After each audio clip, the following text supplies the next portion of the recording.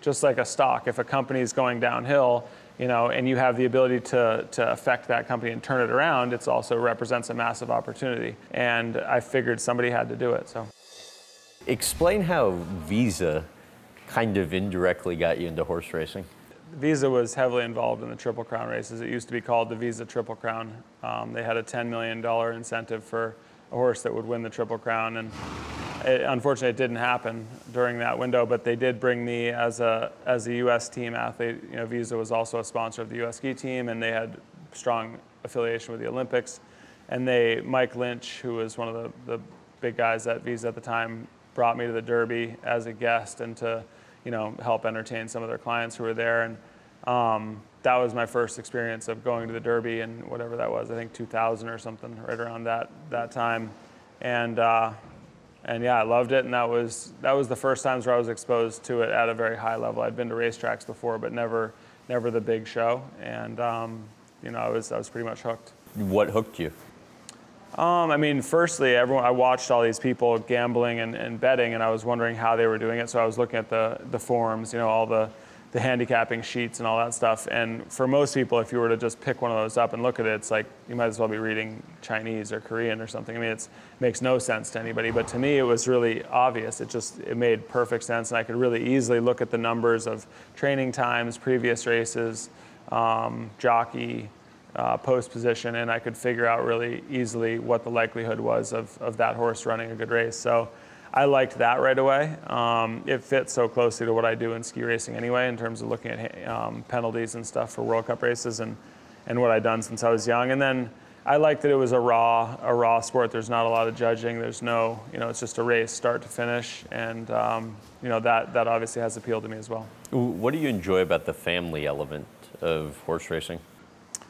I grew up spending time around animals and was able to spend time outside. My childhood, I thought it was amazing. I was really fortunate to be able to do that. And anytime I can spend time around animals, I like to. I think for kids, I was saying I had a stallion in this stall right here a bunch of months ago, and we brought my son here, who was just a baby, and that horse would bite and try to kick everybody, and was just a mean stallion of a horse. You bring the baby up, and you could put the baby right in his face, and he'd stick his hand in his nose, and horse wouldn't touch him. Really? Yeah. They know babies. They won't. Same mean horse. You put a cat in there. That cat will hang out and curl up right on the horse, right by his feet. The horse won't touch them. They're gentle animals. I don't necessarily think they like people all the time, but they know instinctually to be gentle with babies or little kids. They love kids in general. What made you decide to start pursuing horse racing professionally? I think over the time where I was watching I became friends with Bob Baffert and a couple of the other trainers and knew people inside the industry. I more or less just saw it as an opportunity to do something I loved, which is being outside around animals. And I saw it as an opportunity where they weren't really up to date with the modern technology, sports science, knowledge of how to improve an athlete. And I saw that as a window maybe where I could hop in. Your wife told me the fact that you believe horse racing is failing to some extent as an industry really attracted you to it. In what way? Well, I think naturally, if you see an industry that's failing or you assess as doing badly, that's repellent. You're like, okay, why would I go in an industry that's failing? But the nature of horse racing is so appealing for other reasons, that you get to be around animals. It's really raw. It's super exciting.